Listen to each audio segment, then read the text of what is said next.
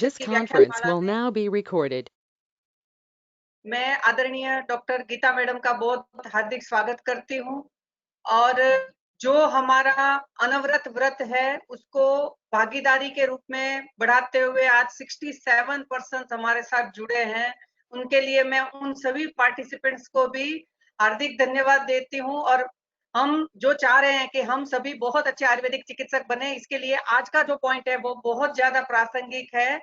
मेरा आपसे निवेदन है कि आप में से जो भी क्लिनिशियन है, पीजी किसी भी डिपार्टमेंट में कर रहे हैं, मगर जो महिला भागीदारी समाज में 50% रहती है, 50%, उनकी बातों को समझना, डायग्नोस करना और उसके बाद उसको करेक्शन में लेना यानी ट्रीटमेंट करना, ये बहुत ज्यादा जरूरी है। तो मैडम मैं आपका हार्दिक स्वागत करते हुए धन्यवाद करती हूँ और आज के कोऑर्डिनेटर डॉक्टर हार्दिक चुड़ासमा को अग्रिम कार्यवाही के लिए बुलाती हूँ। Doctor Hardik Chudasama, MD in शारीर क्रिया विभाग फ्रॉम राष्ट्रीय आयुर्वेद संस्थान, और अभी आप राजकोट में असिस्टेंट प्रोफेसर आयुर्वेदिक कॉलेज में है।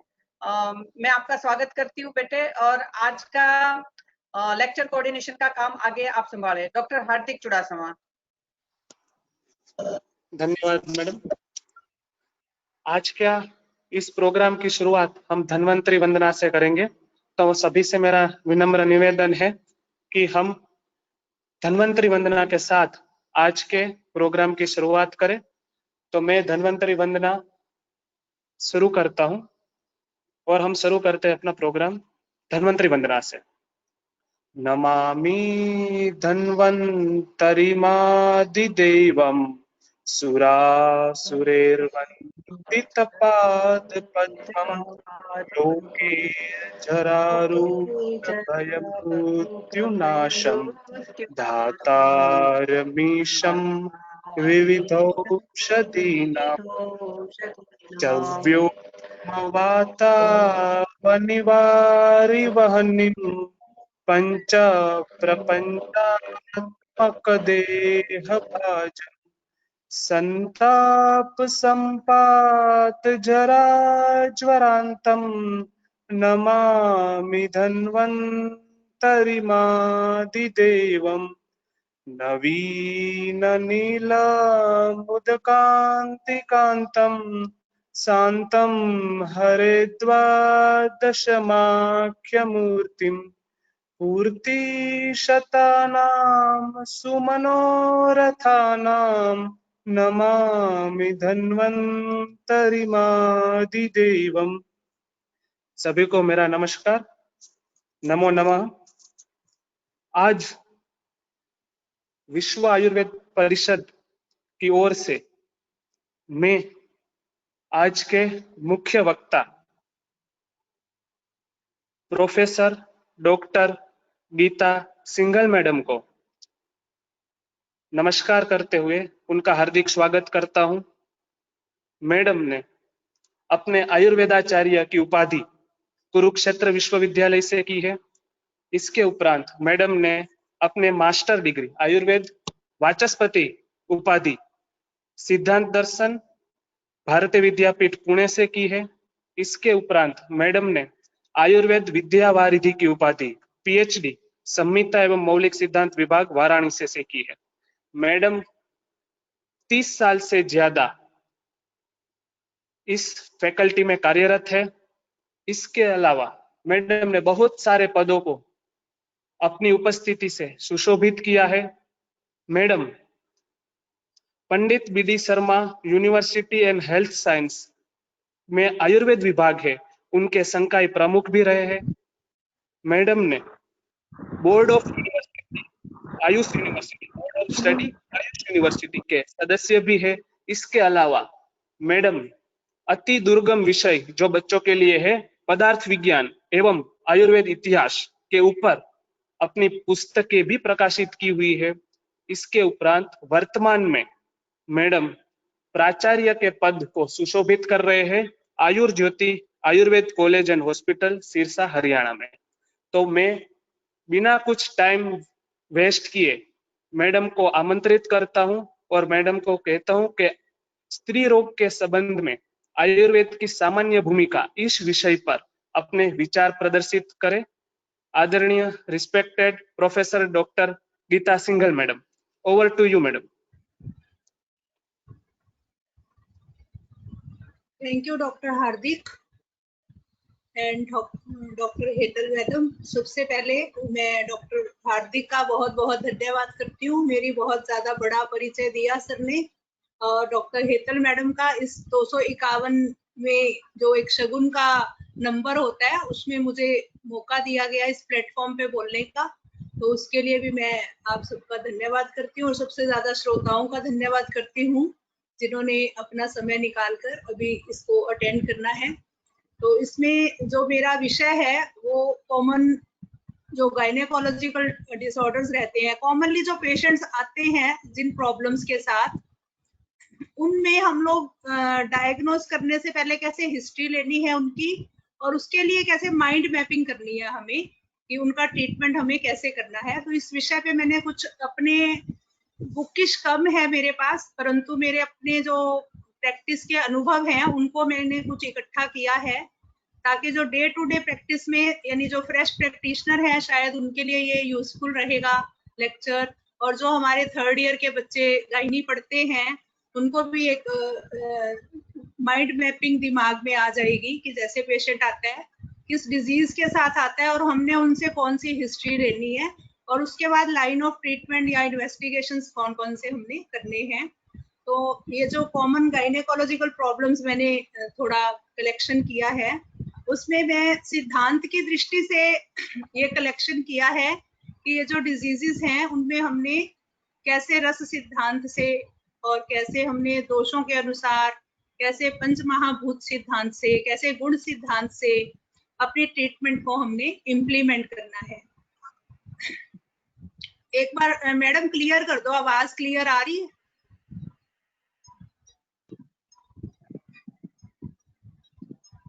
मैडम बिल्कुल क्लियर है, आवाज क्लियर है ma'am. Okay okay ma'am, thank you. हाँ थैंक यू। तो थैंक सबसे पहले मैं फर्स्ट टॉपिक, ये टॉपिक्स के कुछ नाम लिखे हैं जैसे मेंस्ट्रुअल इरेगुलरिटीज में जैसे प्री मेंस्ट्रुअल टेंशन है, ये मोस्टली जब स्टार्ट होती है प्यूबर्टी उस समय 13 टू 20 इयर्स की एज में ज्यादा मिलता है पेशेंट्स में। और ये जो ओलिगोमेनोरिया और हाइपोमेनोरिया है इसको मैंने दोषा के अनुसार लिखा हुआ है, वात कफ, हाइपोमेनोरिया जैसे इस तरह से ये यानी स्कैंटी मेंस्ट्रुएशन से लिंक्ड है। इनकी थोड़ी थोड़ी डिटेल मैं नेक्स्ट स्लाइड से समझा दूंगी। इसी तरह से मेनोरेजिया, मेट्रोरेजिया, यानी इन टर्म्स को जो हमारे बच्चे हैं उनको अच्छे से समझना है। मेनो मीन्स मंथली और रेजिया मीन्स ज्यादा ब्लीडिंग, तो पित्त दोष से मैंने लिंक किया है इसको। ऐसे जो मेट्रोरेजिया है ये एसाइक्लिक हैवी ब्लीडिंग है और डिस्मेनोरिया मीन्स पेनफुल मेंस्ट्रुएशन, यानी ऐसी पेन हो कि वो day to day activities patient नहीं कर पा रहा, तो उसको हम डिस्मेनोरिया की कैटेगरी में ले लेते हैं। इसके अलावा मैंने कुछ और डिजीज भी यहाँ कलेक्ट की है, यानी इन डिजीज के साथ मोस्टली गायनी ओपीडी में पेशेंट आता ही है। जैसे ल्यूकोरिया के पेशेंट बहुत से आते हैं और फीमेल को डिलीवरी के बाद मोस्टली बैकएक यानी पोस्चर वगैरह की वजह से, या फिर इनफर्टिलिटी के पेशेंट ज्यादा आते हैं, डीयूबी के ज्यादा आते हैं, मेनोपॉजल सिंड्रोम के, क्रॉनिक सर्विटाइटिस के, ओस्टियोपोरोसिस। वैसे तो बहुत सी डिजीज हम लोग कवर कर सकते थे परंतु इसमें मैंने थोड़ा सा कलेक्शन किया है, उसी के हिसाब से मैं वन बाय वन आपको अपनी तरफ से जो भी मेरा अनुभव है उसको मैं शेयर करूंगी। तो सबसे पहले अगर हम एनाटॉमिकली देखें तो मेंस्ट्रुएशन का अगर हमें शॉर्टकट पता हो कि इस एज में मेंस्ट्रुएशन स्टार्ट होता है, सपोज मैंने जैसे लिखा हुआ है मिनार्क अकर्स बिटवीन 11 टू 15 इयर्स, ये एवरेज है। परंतु अगर 17 इयर्स तक भी किसी अगर कोई मदर अपने पास बच्चे को लेके आ रही है लड़की को और उसको 16 साल की एज हो गई और उसको मेंस्ट्रुएशन स्टार्ट नहीं हुआ, तो उसके लिए उसको पैनिक नहीं होना, ना ही कोई रज प्रवर्तनी या कुछ उष्ण तीक्ष्ण आहार विहार एडवाइस करना है। तो 17 साल तक भी नॉर्मल है, यानी वेरी रेयर होता है, वो बहुत कम होता है, तो हमने उसको इंटरफियर नहीं करना है। ऐसे ही अगर आजकल बच्चों को 11-12 साल के एज में स्टार्ट हो रहे हैं तो उसमें भी कई बार पेरेंट्स बहुत वरीड हो जाते हैं, तो ये सब नेचुरल है, यानी ये नॉर्मल है 11 टू 15 इयर्स। बट 17 ईयर पे भी अगर किसको स्टार्ट हो रहा है तो उसके लिए हमें कुछ इंटरफियर नहीं करना चाहिए। इसी तरह से जो इंटरवल है मोस्टली टर्मिनोलॉजी में हम मंथली बोल देते हैं, तो मंथली में मतलब 28 डेज, तो एवरेज तो 28 डेज का ही साइकिल होता है। तो अगर किसी का नेचुरली 35 डेज भी है उसको भी हम नॉर्मल मान लेते हैं। इसी तरह से जो मीनोपॉज है उसके लिए एज मैंने लिखी है 45 to 50 इयर्स। और जो ड्यूरेशन ऑफ मेंस्ट्रुएशन है ये बुकिश तो 4 to 5 है, परंतु आजकल 3 to 5 डेज ही ज्यादातर हम पेशेंट्स में देखते हैं। तो ये नॉर्मल है, परंतु अगर उससे कम डेज है या ज्यादा डेज है उसको हम अलग कैटेगरी में काउंट करेंगे। इसी तरह से amount of blood loss that is 20 to 80 ml। तो ये एक नॉर्मल रेंज था। अगर हमें ये पता है तो फिर हम डिजीज को अलग अलग कैटेगराइज कर पाएंगे। तो उसके बाद मैं नेक्स्ट स्लाइड से बताती हूँ। सपोज हम लोगों ने मेंस्ट्रुअल हिस्ट्री लेनी है, तो हमें सबसे पहले इंपॉर्टेंट फिर वही है कि एज ऑफ मिनार्की की एज, और फिर number of days and cycle, यानी साइकिल की ड्यूरेशन कितनी है और मेंस्ट्रुएशन कितने दिन रहता है, रेगुलर है इररेगुलर है, उसको भी हमें अपने हिसाब से उसको डायग्नोज करना है। फिर amount of blood flow that is according to pads patient is using. और अगर प्रेगनेंसी में पेशेंट आ रहा है तो फिर हमें LMP भी इम्पोर्टेंट है। और पास्ट मेडिकल हिस्ट्री, ये मैंने इसलिए डाला है इसमें कि पास्ट मेडिकल हिस्ट्री का लिंक क्या होता है कि सपोज ब्रेक थ्रू ब्लीडिंग हो रही है और पेशेंट ओसी पिल्स खा रहा था और वो बीच में भूल गया, तो उसमें उसको अगर ऐसी कोई यानी स्पॉटिंग ब्लीडिंग हो रही है तो उसको आप ध्यान दो कि ये स्पॉटिंग ब्लीडिंग क्यों हुई, उससे एकदम से हम पूछ सकते हैं कि अगर आप ओसी पिल्स खा रहे हो और भूल गए हो तो उसके अकॉर्डिंग हम उसको एडवाइस भी कर सकते हैं। ऐसे ही LMP अपना एक्सपेक्टेड डेट ऑफ डिलीवरी भी निकालनी होती है, या हमें पेशेंट तो कह रहा है कि मुझे तो जल्दी हो रहा है, परंतु हमें देखना है कि LMP के अकॉर्डिंग उसका साइकिल रेगुलर में आ रहा है या इररेगुलर में आ रहा है या उसका बहुत शॉर्ट साइकिल है। तो इसलिए ये मेंस्ट्रुअल हिस्ट्री में हम लोग पॉइंट्स नोट करते हैं ताकि हम मेंस्ट्रुएशन के जो भी प्रॉब्लम्स हैं उनको हम समझ सकें। Next one. तो अब मैंने ओलिगोमेनोरिया का थोड़ा मॉडर्न ढंग से भी इधर थोड़ा एक्सप्लेन किया हुआ है, परंतु मेन मेरा पर्पस है आयुर्वेदा का ही। तो ओलिगोमेनोरिया में क्या होता है कि स्कैंटी ब्लीडिंग होती है, यानी लेस इन डेज और लेस इन क्वांटिटी। अगर डेज कम हो रहा है, जो मैंने अभी नॉर्मल बताया उससे कम हो रहा है, या फिर स्कैंटी ब्लीडिंग हो रही है, तो उसको हम ओलिगो में ले लेते हैं। तो उसमें मोस्टली ये जो लेफ्ट में मैंने लिखे हुए हैं, यानी ये इस तरह से मॉडर्न में बताई गई है कि जनरल वीकनेस हो, एस्ट्रोजन डेफिशिएंसी हो, जनरल सर्विसाइटिस हो या इन्फेक्शन हो, ये कारण मॉडर्न में एलोपैथी में माने गए हैं। तो आयुर्वेद में मुख्य रूप से वातल आहार, यानी उसमें वातल चेष्टाएं भी आ जाएंगी। बहुत स्टर्नस वर्क कर रही है, वो रुक्ष आहार ले रही है या फिर फास्ट ज्यादा रख रही है या फिर उसकी चेष्टाओं में शोक में है, ऐसे अभिसंधि आहार ले रही है अगर, तो उसको ओलिगोमेनोरिया हो सकता है।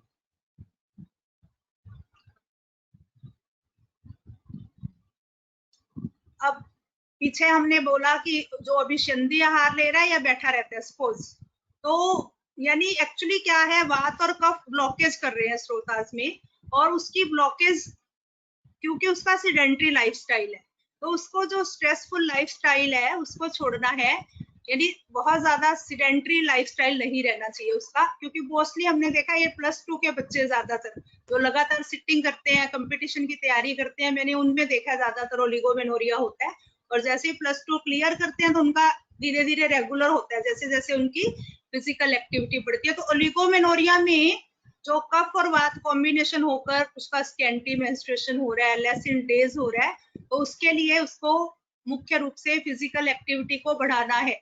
और अब देखो मैंने शुरू में बोला था कि हमारा जो आयुर्वेद में ट्रीटमेंट है वो सैद्धांतिक है। वात के गुण है रुक्ष लघु शीत, और कफ से थोड़ा अभिसंधि आहार ले रहे हैं तो ब्लॉकेज टू द स्रोतास हो रहा है। तो पेशेंट शुड कंज्यूम स्निग्ध उष्ण अम्ल लवण डाइट्स। मतलब क्लियर हो गया कि वात में अगर रुक्ष गुण बढ़ रहा है तो हमें स्निग्ध देना है, और इसी तरह से शीत गुण बढ़ रहा है तो हमें उष्ण देना है, और इसके अलावा अम्ल रस का सेवन भी हमें करवाना है। तो इससे ये जो स्निग्ध उष्ण और अम्ल आहार विहार है उससे ओलिगोमेनोरिया करेक्ट होने वाला है। इसी तरह से अगर प्रलेप यूज करें तो प्रियंगु और तिल का हम लोग प्रलेप यूज कर सकते हैं, और परिषेक देना है उस पे, यानी सिंचन करना है अगर डिकॉक्शन का, तो उसमें हम ये बुकिश है सरल और बोधकपर्णी का हम ये जो है परिषेक भी कर सकते हैं, और बस्ती देंगे तो निरोह बस्ती हम इसमें दे सकते हैं।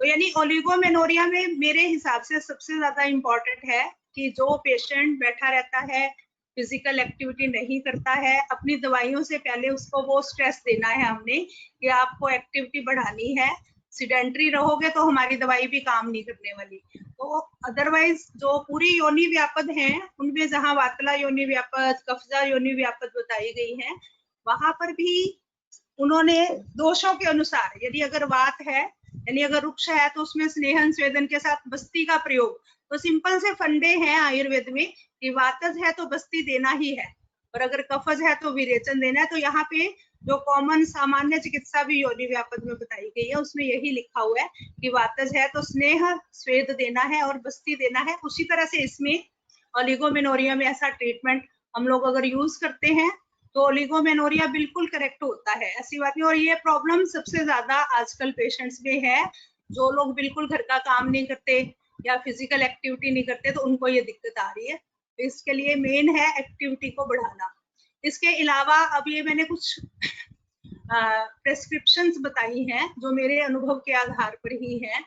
वो क्या है, ये हमने घरों में यूज कर सकते हैं। जैसे घर पे तिल होते हैं और गुड़ है, उसको मिलाना, तिल का काढ़ा बनाना और गुड़ मिला के दे दो अगर ओलिगोमेनोरिया है। तो यहाँ पे भी उष्ण और मधुर, उसको अगर वात तुष्टि है तो उसको यानी कटु तिक्क्षाय रस अगर पेशेंट ज्यादा खा रहा है तो उसके ऑपोजिट मधुर रस हम दे रहे हैं गुड़, और साथ में ब्लैक तिल, यानी ये उष्ण है। तो इस तरह से, इसी तरह से डिकॉक्शन ऑफ रोज, ये मेरा अपना अनुभव है, धाये के फूल या गुलाब, ये जो रोज होता है उसके फूलों का काढ़ा बनाना है और गुड़ मिला के देना है। और ये भी मेरा अनुभूत योग है कि अगर तुम धाये के फूल, उसका काढ़ा और उसमें गुड़ मिला के देते हो और उसको सुखोष्ण पिलाना है पेशेंट को, ठंडा नहीं देना। ठंडा होगा तो फिर ओलिगोमेनोरिया और डिस्मेनोरिया दोनों कंबाइन होते हैं उसको। इसी तरह से और भी योगराज गुगुल हम लोग दे सकते हैं, पूक पाक दे सकते हैं, और चंद्र प्रभावटी के साथ अगर कुमारी आसव दे रहे हो तो ताम्र युक्त देना है। ताम्र again will work against curating kapha, जो है कफ दोष जो बड़ा हुआ है, अभिष्यंद हो गया है, ब्लॉकेज हो गया है, तो ताम्र जो है उसको क्यूरेट करके यानी शोधन कर देगा और क्लियर कर देगा ट्रैक को। इसके अलावा जो रेडीमेड जैसे ईव केयर सिरप वगैरह आते हैं उसके भी रिजल्ट अच्छे हैं। और हमें आरोग्य वर्धनी बटी भी हम ओलिगोमेनोरिया में अगर लगातार 3 से 6 साइकिल तक देते हैं तो इससे भी पेशेंट का ओलिगोमेनोरिया ठीक होता है। परंतु इनमें से जो होम प्रिपेयर्ड हैं ये 2 ही हैं, एक तो काले तिल वाला काढ़ा, उसमें गुड़ मिलाना है, और या फिर धाये या रोज मीन्स गुलाब के जो पेटल्स हैं उनको अगर बॉईल करके गुड़ मिला के देते हैं पेशेंट को, उसके भी बहुत ही अच्छे रिजल्ट हैं। तो अगर पेशेंट को साथ में इनफर्टिलिटी भी है, ओलिगोमेनोरिया भी है, तब हम ये जो मैंने 2 योग लिखे हैं, शतावरी कल्प और शतपुष्पा कल्प, ये हम यूज कर सकते हैं। नेक्स्ट मैंने लिखा है एमिनोरिया, यानी कुछ पेशेंट्स में बहुत स्ट्रेस, मैंने खुद देखा एक पेशेंट का डाइवर्स हो गया था और बहुत स्ट्रेस हो गया था, उसको परेशानी थी और उसी वजह से उसको एमिनोरिया हो गया था, यानी थोड़ा पीसीओडी की भी हिस्ट्री मिल रही थी उसको। तो उसका ट्रीटमेंट सिर्फ साइकोथेरेपी से हमने किया, उसको काउंसलिंग करके उसको साइकोथेरेपी की, और साथ में जो उसका शोक युक्त यानी वात वर्धक रीजंस थे, यानी नर्वस सिस्टम पे बहुत इफेक्ट हो रहा था, तो वात के अगेंस्ट फिर से रुक्ष और लघु और शीत जो कारण थे उनको हटाया, यानी उसमें तिल, माश, फिश ये बताया हुआ अपने आयुर्वेद में, सुरा यूज कर सकते हैं। और कुलथ की जो दाल होती है दैट सप्रेसेस वात एंड कफ, कुलथ को उसको देना चाहिए, उससे भी आर्तनाश, यानी बिल्कुल कम हो गया है मेंस्ट्रुएशन या बंद हो गया तो उसको हम ये देते हैं तो इससे आर्तनाश बिल्कुल ठीक हो जाता है। और सबसे इम्पोर्टेंट इसमें साइकोथेरेपी ही है। अगर साइकोलॉजिकल लेवल पर पेशेंट बहुत ज्यादा अफेक्टेड है तो पहले उसको मानसिक रूप से साइकोलॉजिकली उसको थोड़ा मोरली बूस्ट करना है, तो उसके बाद हम लोग अगर रेडीमेड अगर वो मांग रहा है तो फलघृत या शतावरी घृत भी दे सकते हैं, ताकि उसका जो वात की रुक्षता है वो स्नेहन हो जाता है और जो स्रोतस है, वो जो ब्लॉकेज है वो क्लियर हो जाती है। उसके बाद अस्रिगदर मैंने लिखा है, यानी अस्रिगदर मीन्स हैवी ब्लीडिंग होना, अगर बात बहुत ज्यादा बढ़ गई और उसको रक्त के साथ मिल जाती है तो अमाउंट बढ़ जाती है रक्त की, और उसके बाद ब्लीडिंग बहुत ज्यादा होती है, उसको हम लोग अश्रिक दर बोलते हैं। तो उसमें मॉडर्न में कुछ कारण बताए गए हैं कि किन किन वजह से ब्लीडिंग ज्यादा होती है। तो कभी कभी क्या होता है, पेशेंट के रिकरेंट अबॉर्शंस होते रहते हैं और उसकी वजह से इन्फ्लामेशन हो जाती है अंदर यूट्रस की, क्रॉनिक, तो उसकी वजह से भी कभी कभी ब्लीडिंग ज्यादा होती है पेशेंट को। कभी कभी वो साइकोलॉजिकली फिर वही ग्रीफ, बहुत शोक में रहती है, तो उससे पिट्यूटरी ओवेरियन एक्सिस जो है उसकी वो डिस्टर्ब होती है। और इसके अलावा एंजाइटी, बहुत ज्यादा एंजाइटी अगर होगी तो वो भी पेल्विक कंजेशन को बढ़ाती है। इसलिए ब्लीडिंग ज्यादा होने के मुख्य रूप से जो मॉडर्न में कारण बताए गए वो ये बताए गए। इसके अलावा अगर गोनेडोट्रोफिन्स की ओवर प्रोडक्शन हो रही है तो वो क्या करेंगे, ओवरी को इन्फ्लुएंस करेंगे और एस्ट्रोजन प्रोजेस्टेरोन, और अल्टीमेटली उससे मीनोमेट्रोरेजिया यानी ब्लीडिंग ज्यादा होगी। Meno means monthly, metrorrhagia heavy bleeding, तो उसको हम अश्रिक दर में ही ले लेते हैं। अब इस जो ब्लीडिंग हैवी है उसका आयुर्वेद की दृष्टि से पहले थोड़ा ट्रीटमेंट बता रही हूँ, जो मोस्टली हम घर पे ही कर सकते हैं, जैसे कि तारवी आदि डिकॉक्शन, या फिर लाक्षा, लाक्षा मीन्स लाख, लाख को अगर गोट मिल्क के साथ देते हैं। गोट जो है बकरी का दूध जो है मधुर और क्षाय रस होता है, तो वो ऐसे ही अशोका भी जो है वो क्षाय रस है। यानी रस सिद्धांत पे हम लोग काम कर रहे हैं, दोषों पे काम कर रहे हैं, दोषों के अकॉर्डिंग जो औषध दे रहे हैं हम लोग। इसी तरह से बलामूल दे सकते हैं मिल्क के साथ, या फिर इंद्रियव जो होता है उसका पाउडर लेंगे और साथ में उसमें डबल शुगर भी लाएंगे, तो उससे जो है हैवी ब्लीडिंग जो है बहुत ज्यादा अच्छे से रिजल्ट भी है और बल्ले भी है। तो इस तरह से हैवी ब्लीडिंग इससे कंट्रोल होती है। इसके अलावा ये कुछ रेडीमेड योग हैं, जैसे बोल परपटी दे सकते हैं, चंद्रप्रभा वट्टी दे सकते हैं, शतपुष्पा दे सकते हैं हम लोग, शाल्मली घृत, ये देखो शाल्मली जो है थोड़ा पिछिल होता है और ब्लीडिंग ज्यादा में बहुत अच्छा काम करता है। इसके अलावा खंड कुष्मांड अवलेह, यानी ये ब्रेन टॉनिक भी है, जहाँ पेशेंट साइकोलॉजिकली अफेक्टेड है, यानी ग्रीफ है, बहुत स्ट्रेस में है, वहां पे हम लोग ये सेलेक्ट करेंगे खंड कुष्मांड अवलेह। और जहाँ पे यूटीआई की प्रॉब्लम ज्यादा है तो वहां पे गोक्षुर आदि गुगुल ले लेंगे, और या फिर चंद्रप्रभा वट्टी का उसका साथ कॉम्बिनेशन भी हम लोग उसको पेशेंट को दे सकते हैं। उसके बाद जो ब्लीडिंग में अपनी संहिताओं में बताए गए हैं कुछ योग, उसमें से मोस्ट इंपॉर्टेंट 3rd ईयर के बच्चों को ध्यान में रखना है पुष्यानुग चूर्ण, वंडरफुल रिजल्ट है इसके, और या फिर नागकेसर चूर्ण को तंडुलोदक के साथ हम पेशेंट को देते हैं। और अगर एक्यूट स्टेट है तब भी इसके बहुत ही अच्छे रिजल्ट है, यानी कोई भी और औषधि के इतने अच्छे रिजल्ट है जितने पुष्यानुग चूर्ण को हम लोग हैवी ब्लीडिंग में यूज करते हैं और उसके रिजल्ट है। इसके अलावा अगर क्रॉनिक है तो फिर हम अशोकारिष्ट इक्वल वाटर में मिला के दे सकते हैं, या फिर अगर बहुत ब्लीडिंग होके एचपी कम हो गया उसका तो फिर क्या करेंगे, लोह भस्म दे देंगे, या फिर कैल्शियम भी कम लग रहा है हमें, मंडूर भस्म के साथ हम लोग प्रवाल पिष्टी कंबाइन कर सकते हैं हैवी ब्लीडिंग में। तो ये छोटे छोटे कॉम्बिनेशन थे तो मैंने कलेक्ट किए थे, और ये हैवी ब्लीडिंग में तुम लोग पुष्यानुग चूर्ण तंडुलोदक के साथ, अशोकारिष्ट दे सकते हैं इक्वल वाटर के साथ, प्रतरारी लोह भी दे सकते हैं अशोका त्वक के साथ। तो इस तरह से ये हैवी ब्लीडिंग के कुछ योग थे। उसके बाद नेक्स्ट, ये जो 4-5 मैंने औषधियां लिखी हैं ये मोस्टली क्लिनिशियन सभी यूज करते हैं, जैसे कुक्टांड त्वक भस्म या फिर पोल परपटी।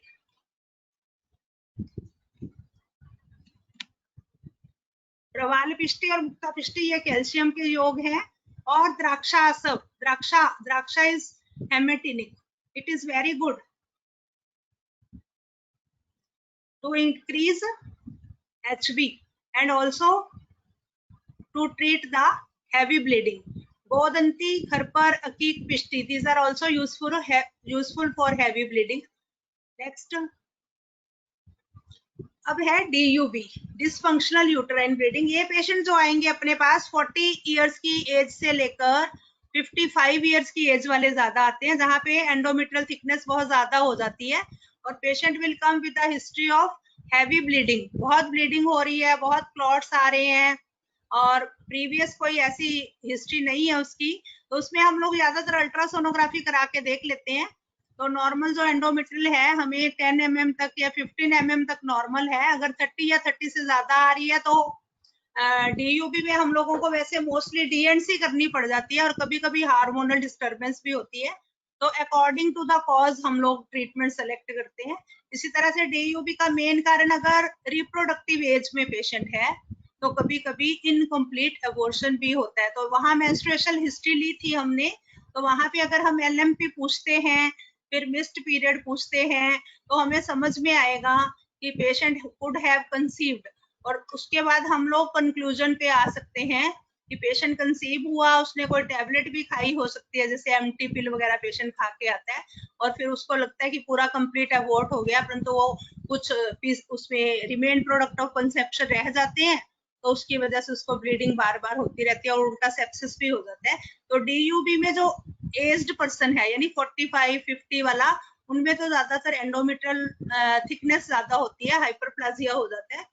परंतु जो रिप्रोडक्टिव एज वाले पेशेंट है उनमें ज्यादातर डीयूबी का रीजन इनकम्प्लीट अबॉर्शन भी होता है, या फिर कुछ कुछ पेशेंट में जैसे हमने कॉपर टी लगाई, मल्टी लोड लगाई, तो उसकी वजह से भी कभी कभी पेशेंट को वो नहीं सूट करती या उसको पहले से इन्फेक्शन होती है और पेशेंट को जो लगाने वाला पर्सन है वो भी शायद ट्रेंड नहीं होता, तो उस वजह से उसको ब्लीडिंग हो सकती है। तो ये ब्लीडिंग हो डीयूबी के इतने सारे कारण है, इसको ध्यान ही रखना है एज वाइज कि अगर पेशेंट रिप्रोडक्टिव एज में है, उसको प्रेगनेंसी होने की संभावना है, तो वहां पे अबॉर्शन कारण हो सकता है अगर इनकम्प्लीट है, या फिर कभी कभी अबॉर्शन करवाया और उस समय उसको इनकम्प्लीट फिजिशियन की गलती से भी हो सकता है कि उसने डीएनसी कंप्लीट नहीं की। जैसे नए वाले फ्रेश फिजिशियंस हैं उनको असेसमेंट नहीं होती यूट्रस क्लीन हुआ या नहीं, तो वो भी प्रोडक्ट छोड़ देते हैं कभी कभी। तो यानी जब भी नेचुरल अबॉर्शन हो या पेशेंट डॉक्टर से करवा रहा है उसको फॉलो अप जरूर लेना चाहिए कि मेरा कंप्लीट अबॉर्शन हो गया कि नहीं। अगर नहीं समझ में आ रहा तो अल्ट्रासोनोग्राफी से उसको समझ में आ जाता है। इसके अलावा ब्रेक थ्रू ब्लीडिंग लिखा हुआ है मैंने, तो वो वही है, ओसी पिल्स पेशेंट खा रहा है रेगुलर, उसको खाना चाहिए, परंतु वो कभी कभी 5वें दिन 10वें दिन भूल जाता है और फिर उसको बीच में ब्रेक थ्रू ब्लीडिंग होती है। तो वो भी हमें हिस्ट्री से समझ में आएगा कि अगर वो ओसी पिल्स ले रहा है तब तो उसको ब्लीडिंग नहीं हुई, और अगर एक दिन मिस हुई है तो नेक्स्ट डे हम 2 टैबलेट्स उसको एडवाइस कर सकते हैं। तो that will also depend on history. Next one is CA cervix. तो सीए सर्विक्स को तुमने कैसे जानना है, तो तुम जब पीवी करते हो तो अगर तुम्हारे ग्लव्स को टच ब्लीडिंग बोलते हैं उसको, उस ग्लव्स को टच करने से अगर वो ब्लीडिंग होनी शुरू हो गई तो तुम्हें डाउट करना है कि ये मैलिग्नेंसी हो सकती है। उसमें फिर तुम्हें बहुत फोर्सफुली उसको चेक नहीं करना, तुम्हें सीधा बायोप्सी करवानी है, कंफर्म करना है। और अगर सीए सर्विक्स है according to that you are to go for staging and you can advise for radiotherapy or some removal of uterus according to the stage। तो यानी DUB के ये सभी कॉज हैं। एंडोमेट्रियल हाइपरप्लाजिया बड़ी एज में मिलेगा, रिप्रोडक्टिव एज में इनकम्प्लीट अबॉर्शन मिलेगा, अगर पेशेंट ने कॉन्ट्रासेप्शन पर्पज से टैबलेट शुरू की बीच में भूल गया तब भी ब्लीडिंग हो सकती है, अगर कॉपर टी लगवाई है और वो इन्फेक्शन की वजह से या किसी और रीजन से उसको वो शूट नहीं कर रही, यानी कि उसको लगाने वाले का भी गलती हो सकती है, तो उन सब में से कोई एक रीजन रहेगा और उसमें भी ट्रीटमेंट रहेगा कि कॉपर टी उसकी रिमूव करो एक बार, उसको एंटीबायोटिक कवर या जो भी तुम्हें पेल्विक इन्फ्लामेशन के लिए आयुर्वेदिक समझ में आ रहा है औषधि उसको दे दो, या फिर पिचू परिषेक ये सब जो अपने आयुर्वेदिक ट्रीटमेंट है उसको करते हैं। तो दशमूल को आग से भी अगर हम लोग काढ़े से उसको वॉश करते हैं तो वो ठीक हो जाते हैं। तो ये था DUB। उसके बाद इसमें मैंने थोड़ा सा ट्रीटमेंट लिखा था, तो ट्रीटमेंट में जैसे पिनोमेट्रोरेजियानी अकॉर्डिंग टू कोज ही हमने करना है। तो बेटर है अगर सीए सर्विक्स का डाउट है तो हमें हिस्टोपैथोलॉजी करानी चाहिए, और अगर मेनोपॉजल एज वाली पेशेंट है और एंडोमेट्रियल थिकनेस ज्यादा मिल रहा है हमें अल्ट्रासोनोग्राफी में हम डीएनसी करेंगे, परंतु साथ में हिस्टोपैथोलॉजी उस सैंपल की भी हमें करानी है। और कभी कभी कुछ हार्मोनल बैलेंस ज्यादा गड़बड़ हो जाए तो हम लोग हार्मोनल थेरेपी भी कर सकते हैं, और अगर सीए सर्विक्स हो तो फिर रेडियोथेरेपी के लिए हम लोग उसको एडवाइस कर सकते हैं। नेक्स्ट अभी शुरू में जो मैं मेंस्ट्रुअल डिसऑर्डर लिखे थे उनमें कष्ट डिस्मेनोरिया, कष्ट आर्तव है एक, कष्टार्थम इज इतना पेन होना मेंस्ट्रुअल डेज में कि पेशेंट अपना डे टू डे एक्टिविटीज नहीं कर पा रहा और उसको कष्ट हो रहा है। तो ज्यादातर ये यंग लड़कियों में स्टार्टिंग में, जैसे फैमिली हिस्ट्री होती है, मेरी सिस्टर को भी है और मुझे भी जब मेंस्ट्रुएशन होगा, दर्द होगा एक साइकोलॉजिकल लेवल पे, मेरी मम्मी को भी होता है, तो मोस्टली ऐसे पेशेंट की हिस्ट्री ज्यादातर मिलेगी। तो कुछ कारण और भी हैं, जैसे स्ट्रेस हो, एंजाइटी हो, या फिर सर्वाइकल कैनाल अगर टाइट हो यानी स्टीनोसिस हो, उसमें नैरो हो, उसकी वजह से भी वो जो एंडोमेट्रियम शेड होनी है उसको स्पेस नहीं मिलता नीचे निकलने के लिए, तो उससे भी यूट्रस जो है जब वो कॉन्ट्रैक्ट करता है उस समय उसको पेन होती है, उसको यानी वो एक्सपेल करना चाहता है यूट्रस उस प्रोडक्ट को, तो वो नहीं निकल पाता, तब भी पेशेंट को पेन होती है। या फिर unequal development of Mullerian duct, ये बाय बर्थ डिफेक्ट होता है, उसका डेवलपमेंटल डिफेक्ट हो सकता है। या फिर यूटेराइन हाइपोप्लाजिया, ये यूट्रस का साइज अगर तुम्हें नॉर्मल पता है और उसमें क्या रहता है कि जो छोटे बचपन में यानी इन्फेंटाइल यूट्रस रह जाता है। इन्फेंटाइल में क्या है कि सर्वाइकल कैनाल एंड यूट्रस इसका जो प्रोपोर्शन है 3:1 होता है, परंतु जब बड़े होते हैं, एडल्ट होते हैं, तो 1:3 हो जाता है, परंतु जिनमें ऐसा नहीं होता, यानी यूट्राइन जो कैविटी है वो स्मॉल रह जाती है और सर्वाइकल कैनाल लॉन्ग रह जाती है, तो उनमें भी डिस्मेनोरिया की हिस्ट्री कभी कभी मिलती है। या फिर इंक्रीज प्रोडक्शन ऑफ प्रोस्टाग्लैंडिन्स, ये भी एक कारण है डिस्मेनोरिया का। तो इसमें जैसे स्टीनोसिस है तो डायलेटेशन करेंगे, परंतु मैरिज के बाद करेंगे। इसी तरह से जो डेवलपमेंटल डिफेक्ट है उसमें हम कुछ ज्यादा नहीं कर सकते। अगर पेशेंट टेंशन या एंजाइटी की वजह से है तो उसमें हम उसको काउंसलिंग कर सकते हैं और एंटी एंजाइटी थोड़ी ड्रग भी दे सकते हैं। और अगर प्रोस्टाग्लैंडिन ज्यादा प्रोड्यूस हो रहे हैं तो फिर वही हमारे पास आयुर्वेद में अजवाइन का चूर्ण जो होता है, या अजवाइन गर्म पानी में पका के उसको अगर देते हैं, उससे उसको पेन ठीक हो जाता है। अदरवाइज फिर उसको बाहर से यानी स्नेहन और स्वेदन, उसको हॉट फर्मेंटेशन करना चाहिए, तो उससे भी उसको लेटरली अगर पेन होता है पेशेंट को, उसको ठीक हो जाता है। अब है ट्रीटमेंट, यानी उसको क्या क्या हम जो कष्ट आर्तव हो रहा है उसमें हम क्या क्या दे सकते हैं। उसकी जो जनरल हेल्थ है, अगर बहुत एचबी कम है या फिजिकली वो बहुत वीक है, उसको उसकी हेल्थ के लिए यानी फ्रूट्स वगैरह या अच्छी हेल्दी डाइट हम एडवाइस कर सकते हैं। जंक फूड मना करेंगे, सेडेंटरी लाइफस्टाइल मना करेंगे, और साइकोथेरेपी टू इंक्रीज एक्टिविटीज। और अगर वो बहुत मोटी है तो उसको कहेंगे कि आपको ओबेसिटी कम करनी होगी, तभी आपका डिस्मेनोरिया ठीक होने वाला है। इसके अलावा हम लोग अभ्यंग कर सकते हैं या फिर महारासना आदि तैल का अभ्यंग कर सकते हैं। दशमूल सिद्ध दूध की बस्ती दे सकते हैं, ये इसके बहुत अच्छे रिजल्ट हैं जो हमने देखे हैं, कुछ पेशेंट्स में यूज किया है इसको।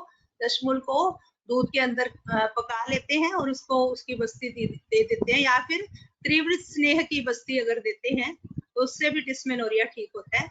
और इसी तरह से पिचू अगर देना है तो हिंगू आदि तेल का पिचू हम यूज करते हैं। तो कभी कभी जो नए बच्चे हैं उनको पिचू देने का कुछ हिसाब नहीं आता, उसको छोटा सा यानी पिचू लेना है, उसको स्टरलाइज तेल में, यानी तेल जो आपके पास है उसको स्टरलाइजर में पहले स्टरलाइज करके रखना है, और फिर वो पिचू भी स्टरलाइज होना चाहिए, और उसको डिप करना है थोड़ा तेल में, और फिर इंटरनली जहाँ पे सर्विक्स है वहां तक उसको रख देना है, यानी उसको स्पेकुलम वगैरह से सिम स्पेकुलम से पहले अच्छे से देख के और फिर आर्टरी फोर्सेप्स से रख देते हैं। और पेशेंट को रखने के बाद कह देते हैं कि आप शाम को घर जाके उसका थ्रेड से निकाल देना, यानी उसको परमानेंट रिटेन नहीं होना, 3-4 घंटे के बाद या 5 घंटे के बाद उसको वापस निकाल देना होता है। तो ये जो डिस्मेनोरिया में जो स्टीनोसिस टाइप होता है बिना वजह के, यानी जैसे किसी का डीएनसी की और वो सर्वाइकल इरोजन हो गई वहां पे,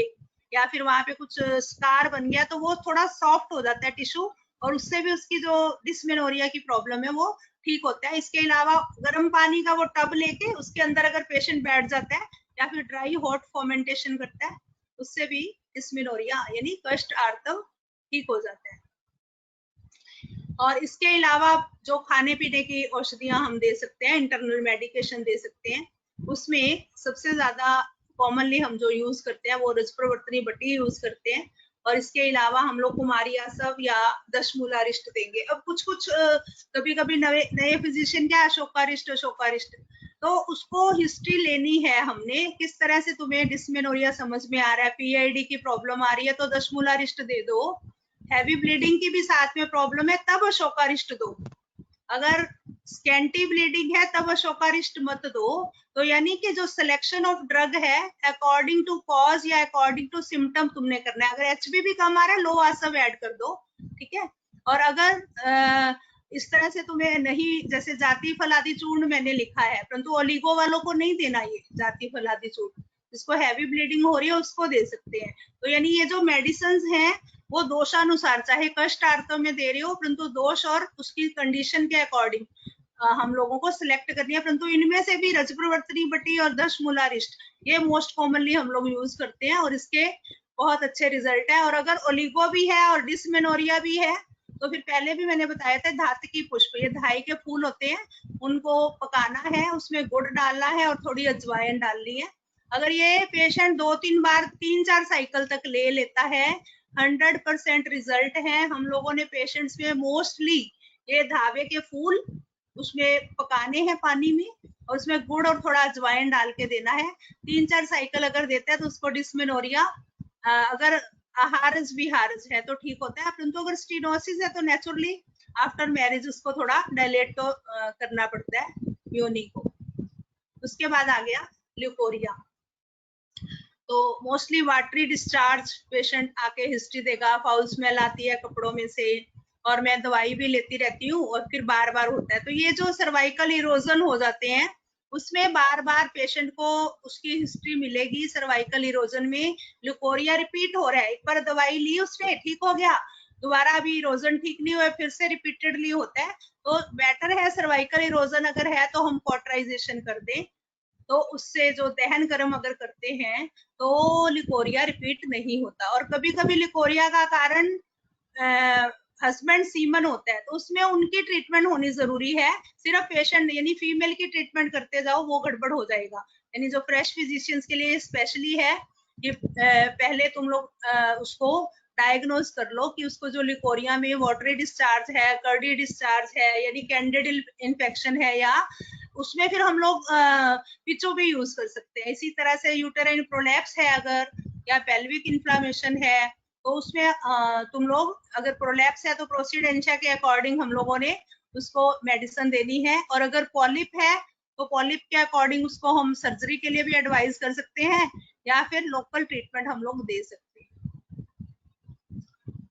अब इसमें थोड़ा कवर किया हुआ है मैंने कि ल्यूकोरिया में मोस्टली अनहाइजीनिक कंडीशन की वजह से भी कभी कभी, जैसे उसमें योनि व्यापक में बताया हुआ है ना कि जो अचरना, अतिचरना, इस तरह से, तो अचरना जो है अनहाइजीनिक कंडीशन है, तो उसमें अगर अचरना है वहां प्लूराइटिस भी हो रहा है उसको, तो इरिगेशन बाय न्यूग्रोद आदि क्वाथ, और लोकल हाइजीनिस्ट उसको बताना है कि बिल्कुल नीट एंड क्लीन रहना है, यानी पैड या कपड़ा गंदा यूज नहीं करना।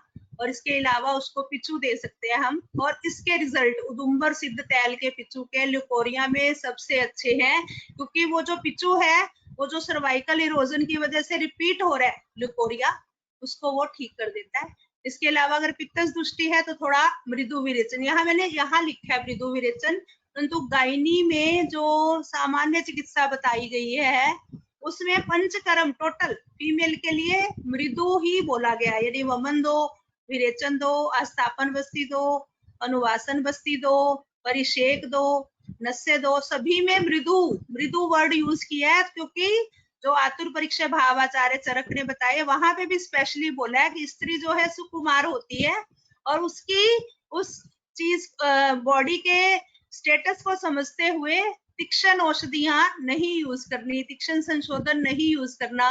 तो जहाँ पे अष्टांग हृदय में भी बताया गया है कि जहाँ योनि व्यापक बताए, सामान्य चिकित्सा बताई, तो मृदु संशोधन को यूज करना है। और दोषानुसार तुम लोग रस सिद्धांत भी यूज कर सकते हो, गुण सिद्धांत भी यूज कर सकते हो, पंचमहाभूत सिद्धांत भी यूज कर सकते हो, सामान्य विशेष सिद्धांत भी यूज होगा। जैसे अभी नीचे इन यंग गर्ल्स लिखा हुआ है काम दुधा रस, तो यानी एसिडिटी भी है साथ में पेशेंट को, तो इसी तरह से प्रवाल पिष्टि, भुक्ता पिष्टि, यानी कैल्शियम का डेफिशिएंसी आ रही है।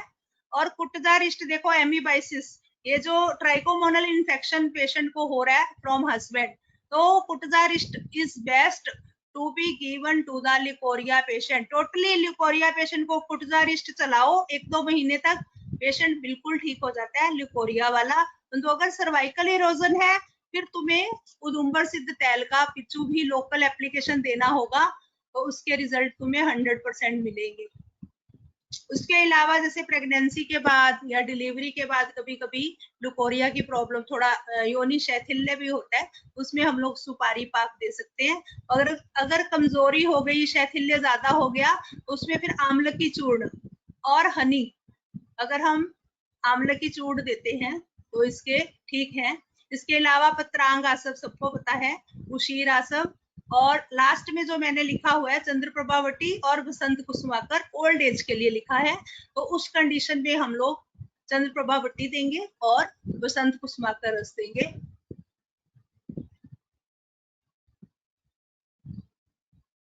अब शुरू में जो मेंस्ट्रुअल डिसऑर्डर थे उसमें फर्स्ट डिसऑर्डर था प्री मेंस्ट्रुअल टेंशन, यानी मेंसेस होने से पहले ही 2-4 दिन उसको पेशेंट को टेंशन हो रहा है। लड़की छोटी है 12 साल 14 साल की, और वो स्कूल भी नहीं जा रही, उसको लग रहा है कि अभी मुझे पेन होने वाला है, उसको टेंशन से पेन हो रहा है। तो साइकोलॉजिकल लेवल पे उसको ठीक करने के लिए हम मेधे औषधियां देंगे और उसको एश्योर करेंगे कि ये नेचुरल प्रोसेस है, it will be relieved slowly, and आपको एक्टिविटी ठीक रखनी है, सीडेंटरी लाइफस्टाइल नहीं रखना और स्ट्रेस नहीं रखना। तो उसको जब एश्योर करते हैं, और इसमें जटामांसी अगर हम देते हैं फांट के रूप में, उसके अच्छे रिजल्ट है। इसके अलावा गिलोय भी लोग यूज कर रहे हैं, अगर पित्तज उसका प्रकृति पित्तज है तो पेशेंट को अगर हम गिलोय भी देते हैं साथ में, और बृहत योगराज गुगुल, यानी ये बात के लिए बहुत अच्छा रिजल्ट देगा, और साथ में दशमूला रिष्ट। इनमें से कोई 2 भी कॉम्बिनेशन में हम यूज कर सकते हैं। जैसे दशमूला रिष्ट चला रहे हो, साथ में अगर थोड़ा फ्रीक्वेंसी ऑफ यूरिन किसी किसी में ज्यादा हो जाती है तो गोक्षुर आदि गूगल साथ में हम चला सकते हैं, और अगर पेशेंट थोड़ा वीक है तो श्वेत परपटी को भी हम साथ में ऐड कर सकते हैं। श्वेत परपटी के ल्यूकोरिया भी साथ में हो तो उसके भी अच्छे रिजल्ट है। इसके अलावा ये इरेगुलर मेंसेज, डिलेड मेंसेज, इसमें मोस्टली मैंने मॉडर्न वाला लिखा है क्योंकि मेरे अनुभव में बहुत ज्यादा मैं इरेगुलर मेंसेस में यूज नहीं कर पाई। आयुर्वेद में ठीक है चंद्रप्रभावटी, रजप्रवर्तनी हम लोग देते हैं, तो मॉडर्न में लिखा हुआ है कि ये जो डोलूटोन, ओवरॉल, मालायन है, ये पूरा महीना यूज करो। मैंने ऐसे नहीं किया, मैं क्या करती हूँ कि मेंस्ट्रुएशन होने की जो डेट है, सपोज पेशेंट की LMP है 1 जनवरी और अभी हमें 1 फरवरी को सपोज उसको होना चाहिए, और उसके इरेगुलर डिलेड है 15-20 दिन, तो 3 या 4 दिन पहले मैं उसको जो कोई भी हार्मोन की एक टेबलेट जो है 1 BD फॉर 3 डेज देती हूँ, और विड्रॉल ब्लीडिंग हो जाती है उसको। इस तरह से 4 या 5 साइकिल तक देती हूँ, तो वो नेचुरली उसके बाद वो साइकिल मेंटेन हो जाता है। फिर उसको चंद्रप्रभावटी और रजप्रवर्तनी साथ में कंबाइन करके देते रहते हैं ड्यूरिंग मेंस्ट्रुएशन, यानी मेंस्ट्रुएशन से पहले 1 BD हार्मोन यानी ओवरऑल एल अगर हमने दिया, मेंस्ट्रुएशन से पहले 3 दिन देना है, और जब 3 दिन के बाद चंद्रप्रभावटी और रजप्रवर्तनी देते हैं। इस तरह 3 से 6 साइकिल अगर देते हैं तो रेगुलेशन ऑफ साइकिल हो जाता है। ये मैंने अपने अनुभव के आधार पे लिखा है, मुझे किसी बुक में से मैंने ये नहीं लिखा। यानी पूरा मंथ नहीं देने की जरूरत है ओवरऑल एल या मालायन, सिर्फ 2 या 3 डेज अगर आप लेते हो तब भी पेशेंट ठीक होता है। उसके बाद ये मोस्ट करंट प्रॉब्लम है PCOD की। आपको सबको सुनाई पड़ रहा है ठीक से मैम? हाँ मैडम, आवाज आ रही है मैडम। ओके ओके, यहाँ नोटिस आ रहा था थोड़ा ऑडियो ट्रबल आ रही है शायद, इसीलिए मैंने पूछा। जी मैडम, जी मैडम। ओके, PCOD, ये देखो इसमें 3-4 प्रॉब्लम जो लड़कियां आती हैं अपने पास, उसमें क्या है, एक तो ओबेसिटी पेशेंट को मिलेगी, एक हिर्सुटिज्म, ये इस पे दाढ़ी पे या अम्बिलिकस के नीचे थोड़े हेयर ग्रोथ हो जाती है बेल की तरह, और वेट गेन ज्यादा होता है, और या तो एमिनोरिया मिलेगा या ओलिगोमेनोरिया। तो अगर ऐसी हिस्ट्री मिल रही है तो तुम्हें PCOD का डाउट करना है कि इसको PCOD हो सकता है। ठीक है, इरेगुलर मेंसेस हो सकते हैं, ओलिगोमेनोरिया हो सकता है, एमिनोरिया हो सकता है, number 1। Number 2 obesity, weight gain हो रहा है पेशेंट का बहुत ज्यादा, और तीसरा जो है हिर्सुटिज्म, बाल उग रहे हैं उसको मेल की तरह। तो अगर ऐसा है तो तुम्हें अल्ट्रासोनोग्राफी करा के कंफर्म कर लेना है पहले पीसीओडी। और पीसीओडी में आयुर्वेद के 95% रिजल्ट हमने देखे हैं, उसमें हमने तीनों तरह से कवर करना है। उसको हाइपोनेट दे सकते हैं यानी इंसुलिन सेंसिटिविटी को देखते हुए, चंद्रप्रभा वटी देंगे और आरोग्य वर्धनी वटी। और इसके अलावा अगर थायराइड का प्रॉब्लम दिख रहा है हमें, तो थायराइड के लिए हम लोग उसको कांचनार गुगलू या कैशोर गुगलू यानी वो देते हैं। और अगर ओबेसिटी पेशेंट को ज्यादा है तो मेदोहर गुगुल गर्म पानी के साथ उसको अगर देते हैं 3 से 6 साइकिल, तो पीसीओडी में 100% हमारे पास केस हैं जिनको हमने ठीक किया है। अगर यूटीआई है तो चंद्रप्रभावटी ऐड करो, ओबेसिटी है अगर तो उसको मेदोहर गुगुल ऐड करनी है, परंतु साथ में इंसुलिन को ध्यान में रखते हुए हाइपोनिड हम देंगे सुबह शाम। परंतु लगातार 3 से 6 महीने अगर हम देते हैं तो पीसीओडी बिल्कुल करेक्ट होता है, मेंस्ट्रुएशन रेगुलर हो जाता है उसका, और जो बाल उगाते हैं वो और नहीं उगते, वो वही रुक जाते हैं। और अगर पेशेंट एनीमिक है तो हम लोग पुनर्नवा मंडूर भी, उसको शोथ है अगर थोड़ा, तो पुनर्नवा मंडूर भी उसकी उसमें मेडिसिन में हम ऐड कर सकते हैं। एक ये मैंने लिखा है प्री टर्म लेबर, इसका मॉडर्न में मोस्टली लोग डुआडीनोन ड्रिप लगा देते हैं या फिर यूटोपार दे देते हैं, परंतु उसकी भी बहुत सारी कॉम्प्लिकेशंस हैं। परंतु कभी कभी 7th मंथ में 6th मंथ में पेशेंट को फॉल्स लेबर शुरू हो जाती है, और अगर पेशेंट को तुम थोड़ा तिल तेल उसको अच्छे से स्टरलाइज करना है और उसमें थोड़ा सेंधा नमक 1 पिंच मिलाना है और उसकी अगर उत्तर बस्ती देते हो है ना, तो उससे 100% रिजल्ट। 2 या 3 बस्ती दे दो पेशेंट को तो उसका जो लेबर पेन्स फॉल्स वाला यानी प्रतिलोम हो गई है अपान वायु, और उसको पेशेंट को बहुत ट्रबल है तो उसको डुआडिलोन नहीं देने की जरूरत। डुआडिलोन दोगे तो हाइपोटेंशन होगा। यूटोपार की भी बहुत सी टैकीकार्डिया एटसेट्रा बहुत सी प्रॉब्लम्स हैं, परंतु अगर हम तिल तेल बस्ती विद सेंधा नमक दे देते हैं तो उसको जो फॉल्स लेबर या during 6th 7th 8th month अगर उसको थोड़ा पेन शुरू हो गया है तो 100% सबसाइड होता है। कभी भी तुम लोग ये ट्राई कर लेना, इसके 100% रिजल्ट। उसके बाद है बंध्यत्व। देखो बंध्यत्व में वैसे तो बहुत सारे पॉइंट्स आ जाते हैं, जैसे हम लोग सर्विक्स का भी सोचते हैं, फिर हम यूट्रस का सोचते हैं, फिर फैलोपियन ट्यूब्स, फिर ओवरी। तो उसमें अगर पूरा कवर करें तो बहुत लंबा हो जाएगा। यानी अगर एन ओव्यूलेशन हो रहा है तो लोग क्लोमीफेन देके उसको स्टिमुलेट कर रहे हैं, स्टिमुलेशन ओवर स्टिमुलेशन हो रहा है, फिर पीसीओडी हो रहा है ना। इसी तरह से सर्वाइकल अगर बायोप्सी करवा रहे हैं या फिर उसको टेस्ट करवा रहे हैं, वहां एसिडिक है, तो हम लोग अगर आयुर्वेदीय दृष्टि से देखें, अगर पित्तला योनि है यानी कि अम्लीय है अगर उसका स्वभाव दिख रहा है हमें, तो फिर हम क्षार का प्रयोग किया जा सकता है, यानी शीत चिकित्सा वहां पे करेंगे, पित्तनाशक चिकित्सा लोकल एप्लीकेशंस करेंगे। और अगर यूट्राइन टॉनिक्स की जरूरत है या पीआईडी है तो उसमें हम लोग दशमूलारिष्ट दे सकते हैं, और M2 टोन ये भी रेडीमेड योग है, शतपुष्पा कल्प दे सकते हैं। और अगर एनीमिक है पेशेंट तो पुनर्नवा मंडूर। अब मैंने लास्ट में दाड़िम घृत लिखा है, ये चरक में पांडु चिकित्सा में बताया गया है, तो यानी पांडु का तो ट्रीटमेंट होगा ही, परंतु साथ में इसकी जो फलश्रुति है उसमें स्पेशली लिखा हुआ है दुख प्रसू, यानी जिसका डिफिकल्ट लेबर है उसमें भी फायदा करेगा। और जो बंध्यत्व के पेशेंट है अगर वो इसको देते हैं, अगर हम लोग दाड़िम घृत को, उसको भी यूज कर सकते हैं। अब देखो फेलोपियन ट्यूब ब्लॉकेज होता है, तो फेलोपियन ट्यूब ब्लॉकेज अगर हमें अल्ट्रा उससे एक्सरे से समझ में आ रहा है तो हम लोग अगर क्षार तेल को यूज करते हैं उत्तर बस्ती के रूप में तो उससे ट्यूबल ब्लॉकेज ठीक हो जाता है। अगर पीआईडी है तो हम लोग दशमूलारिष्ट यूज कर सकते हैं। अगर लोकल पित्तला योनि व्यापद है तो उसमें हम क्षार का प्रयोग कर सकते हैं। और अगर ओव्यूलेशन की प्रॉब्लम है, पहले उसको मेडिसिन जो उसको खिलाई गई है बार बार क्लोमीफेन, साइट्रेट और ओवर स्टिमुलेशन, तो हमें गैप देना चाहिए, कम से कम क्रिया संकर नहीं होना चाहिए, पहले कंफर्म करना चाहिए कि किस वजह से ओवर स्टिमुलेशन हो गया है, उसको रोक के जैसा भी उसका प्रॉब्लम है, वातज है, पित्तज है, कफज है, उसके अकॉर्डिंग ही हमें उस लाइन ऑफ ट्रीटमेंट को, यानी स्नेहन स्वेदन करके, अगर वातला योनि व्यापद है तो हम बस्ती दे देंगे, अगर पित्तला है तो शीत चिकित्सा करेंगे, ऐसे कफज है तो थोड़ा मृदु वमन भी दे सकते हैं। तो उत्तरवस्ती विद फलघृत, यानी अगर सेल्फिंजाइटिस है, बंध्यत्व है due to fallopian tube blockage, तो उत्तरवस्ती विद फलघृत अंडर एसेप्टिक कंडीशन, उसको फलघृत को स्टरलाइज करना है, बेबी फीडिंग ट्यूब से 1 to 2 ml लेना है, यूट्रस की सर्विक्स को होल्ड करना है, और उस बेबी फीडिंग ट्यूब से ही विद सिरिंज हम लोग कर सकते हैं।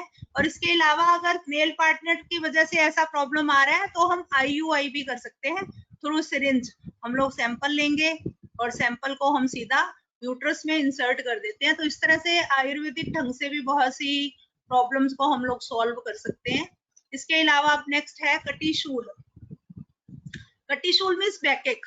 तो मोस्टली जो लेडीज हैं डिलीवरी होने के बाद थोड़ा पोस्चर चेंज होता है, पेट थोड़ा पेंडुलस एब्डोमेन हो जाता है, तो उसको प्रॉपर डाइट बतानी है, पोस्चर बताना है, थोड़ी एक्सरसाइजेस ड्यूरिंग प्रेगनेंसी भी बतानी है और डिलीवरी के बाद भी, ताकि उसका जो शैथिल्य हो गया वो ठीक हो जाए। स्नेहन स्वेदन, अभ्यंग, पिचू, परिषेक और इसके अलावा मुस्ता आदि यापन वस्ती, इसका प्रयोग करना चाहिए। और कटिशूल में मोस्टली हमने देखा कैल्शियम डेफिशिएंसी, तो उसके लिए हम लोग मुक्ता पिष्टी या प्रवाल पिष्टी दे सकते हैं। और अश्वगंधा चूर्ण, देखो अगर गृद्रसी हो जाए तब भी अच्छे रिजल्ट है, और अश्वगंधा चूर्ण एज ए नर्वाइन टॉनिक, इसको हम कटिशूल में देते हैं और इसको इससे कटिशूल जो है ठीक हो जाता है। और इसके अलावा हम लोग महायोगराज गुगुल भी प्रयोग कर सकते हैं।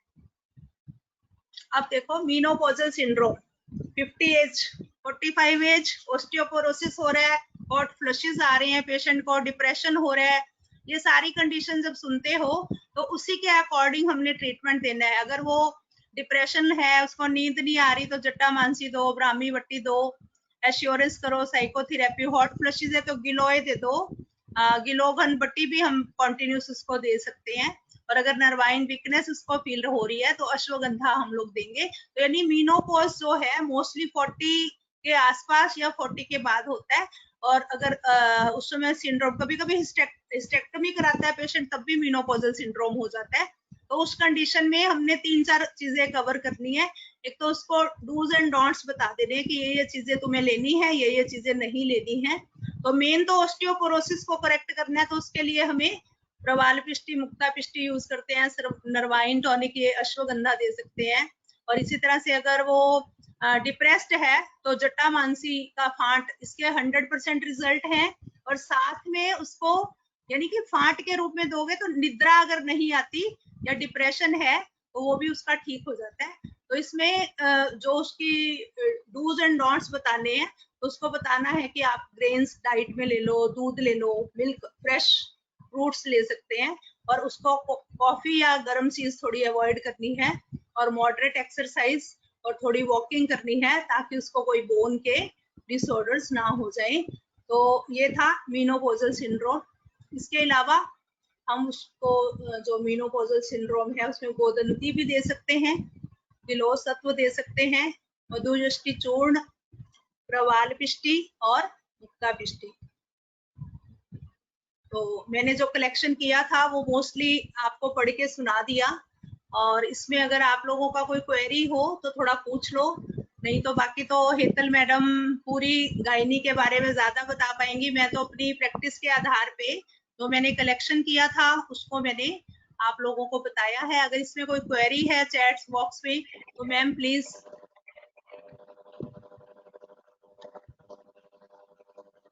नमस्कार डॉक्टर साहब, बहुत ही बढ़िया। मैं इतना सुंदर वर्णन है कि मैं सोच रही थी कि पीजी के बच्चे तो समझ जाएंगे, मगर यूजी के बच्चे कितना समझ पाएंगे कि ये बिल्कुल मक्खन है और उठा लो, है ना। वास्तव में बहुत ही बढ़िया आपने क्लिनिकल पॉइंट ऑफ व्यू और बच्चों को बिल्कुल एक्सेप्ट करने के लिए, है ना, बढ़िया लगे इस तरीके से आपने सारी बातें बताई मैडम, बहुत ही बढ़िया है। अभी एक दो तो है अपने पास, आपका थैंक यू कर रहे हैं madam. Kajal Sharma, really so informative, thank you ma'am. I have one question, Neetu Agarwal. Priyanka Hazare, उसने भी आपको बहुत ही थैंक यू कहा है madam, thank you so much very. And next Mubassira, और थैंक यू ज्यादा आ रहा है मैडम। इसमें एक क्वेश्चन कोई कह रही है ये नीतू अग्रवाल। नीतू हाँ जी, अपना हाँ जी। माइक ऑन करके आप पूछ सकते हैं बेटा। नीतू, आपका परिचय दीजिए थोड़ा सा और फिर आप पूछ सकते हैं जी। Okay, good evening ma'am. मैं डॉक्टर नीतू अग्रवाल, मैं गाजियाबाद में आयुर्वेदिक प्रैक्टिस करती हूँ। हेलो जी। मैम, आवाज आ रही है मैम? बेटा यस यस, आ रही है, आ रही है बेटा। हाँ मैम, मेरा एक क्वेश्चन ये था कि मेरे पास अभी एक पेशेंट आई थी, 16 इयर्स उसकी एज थी और उसको अभी तक मेंसेस स्टार्ट नहीं हुआ था। उसका यूट्रस का साइज अल्ट्रासाउंड की रिपोर्ट में स्मॉल आ रहा था थोड़ा सा, 46x25x41, मैम और अभी थोड़ा सा फेशियल हेयर ग्रोथ भी थी उसमें। तो इस केस में मुझे क्या इन्वेस्टिगेशन और ट्रीटमेंट देना चाहिए उसको आयुर्वेद के अकॉर्डिंग? मैम अभी तो चाहिए, 1-2 साल वेट करना चाहिए कि नेचुरल उसके बॉडी की ग्रोथ हो, और बाकी उसका फिलहाल तो उसको जो जैसे हम कह सकते हैं ना कि अगर वो वीक है, बहुत स्मॉल स्टेचर है जैसे, या दौर्बल्य में दिखाई दे रहा है, तो उसको यानी कि हेल्दी डाइट वगैरह ही एडवाइस करो। अगर वो नॉन वेज नहीं ले मैम, तो वीक नहीं है, थोड़ी सी हैवी भी नहीं कह सकते, फिट है एकदम, वैसे बॉडीली फिट है वो। बॉडीली फिट है, तो अभी 1-2 साल वेट करना चाहिए। और हमारे जो गर्भाशय यानी कि टॉनिक कह सकते हैं हम, यूटेराइन टॉनिक्स को तुम एडवाइस कर सकते हो एक बार। अच्छा, और मैम अगर 1-2 साल के बाद भी नहीं होता इस तरह के केसेस में तो फिर क्या करना चाहिए? जैसे ये 3 तक हमने वेट किया। हाँ, फिर एंडोक्राइनोलॉजिस्ट से एक बार एडवाइस लेना पड़ेगा कि उसकी एंडोक्राइनोलॉजी स्टडी करवा लेंगे, और उसके बाद डिसाइड कर सकते हैं कि वी कैन। एक्चुअली क्या होता है, कभी कभी सिर्फ एक पेशेंट, पहले मेरे पास भी था ऐसा, तो उसका ऐसे हुआ था कि इंडक्शन करने से, थोड़ा एस्ट्रोजन प्रोजेस्टेरोन हार्मोन्स देने से मेंस्ट्रुएशन तो स्टार्ट हो गया था, पर पेशेंट कंसीव नहीं कर पाता क्योंकि वो इन्फेंटाइल यूट्रस रह जाता है। उसके लिए हम कुछ ज्यादा करेक्शन कर नहीं पाते। अच्छा, इसमें और हमारी कोई मेडिसिन नहीं इतना काम करेंगी? जैसे मान लो हम ये घृत वगैरह दें, फल घृत या चंद्रप्रभावटी या शुकरिष्ट वगैरह? नहीं, अशोकारिष्ट और चंद्रप्रभावती तो दे सकते हो, अशोकारिष्ट नहीं देना। दशमूलारिष्ट हम एडवाइस कर सकते हैं इसमें, दशमूलारिष्ट दशमूलारिष्ट। या फिर कुमारी आसव मेरे ख्याल से दे हाँ सकते हैं। हाँ, कुमारी सब भी दे सकते हैं। अच्छा मैम, दशमूलारिष्ट का और क्या पे इंडिकेशन है? एक तो आपने जैसे पीआईडी में बताया है। मैम पीआईडी के अलावा ओवरऑल यदि दशमूलारिष्ट एज ए टॉनिक भी दे सकते हैं ना गर्भाशय के लिए, यूटेराइन टॉनिक भी अच्छा, है तो जहाँ दशमूलारिष्ट, और आफ्टर ओके, डिलीवरी भी यूज करते हैं हम लोग बहुत ज्यादा, जब यूट्रस हाँ, बहुत लार्ज साइज है, इन्वोल्यूट हो रहा है उस समय। तो चाहे कहीं पे हैवी ब्लीडिंग हो या स्कैंटी हो, दोनों ही केस में हम दे सकते हैं। हैवी में तो नहीं देना चाहिए ना इसको? हैवी में दशमूलारिष्ट और अशोकारिष्ट कंबाइन दे सकते हैं दोनों। ठीक है, okay, thank you. Hello ma'am, good evening. हाँ जी, मैं डॉक्टर बहुत बहुत स्वाति बात धन्यवाद कर रही हूँ मैडम। दिल्ली से। हेलो हाँ जी, मैम, गुड बताइए। इवनिंग। मैम डॉक्टर जी स्वाति दिल्ली से बात कर रही हूँ। मैम मेरा क्वेश्चन ये है कि I am dealing with a case of infertility. उनका जो पेशेंट का जो AMH वैल्यू है, it is 0.4 ma'am. So right now I am giving lot of medications to the patient, but kindly suggest some medicines to improve the value of AMH ma'am. इस question का answer Hetal ma'am मेरे ख्याल से ज्यादा अच्छा दे पाएंगी। हेतल मैम। हाँ जी मैम, हाँ जी। मीन्स आपको पता ही है बेटा, मीन्स के जो एंटी मुलेरियन हार्मोन है, जो हमारे पास ओवा का स्टोरेज कितना है उसके अनुसार रहता है। तो इसमें रसायन ट्रीटमेंट, क्षीर बस्ती है ना, कुछ अगर अच्छा लगे तो बाजीकरण योग है ना, और मेंटल कूल एंड काम कंडीशन एंड साइकोलॉजिकल एश्योर करना कंडीशन, तो वही ज्यादा अच्छा रहेगा क्योंकि AMH बहुत कम है ना, इसलिए ऐसी कोई एश्योर है ना। हाँ, 0.8 में मेरे पास रिजल्ट है, 0.8 की थी, 0.4 वाली अभी हुआ नहीं है कोई, तो रिजल्ट मिल सकता है। We have to improvise the quality of egg ova, है ना, ये कर सकते हैं हम जी। जी मैम, मैं बेसिकली पेशेंट को फल